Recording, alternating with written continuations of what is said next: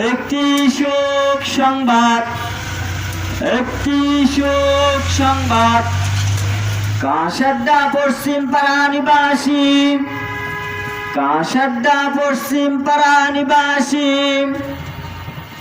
মুদি দোকানদার সিরাজ মিয়ার বড় ভাই, মুদি দোকানদার সিরাজ মিয়ার বড় ভাই জনাব মন্তু মিয়া সাহেব, জনাব মন্তু মিয়া সাহেব আজ দুপুর 12:30 সময় ওনার নিজ বাড়িতে শেষ নিঃশ্বাস ত্যাগ করিয়াছেন।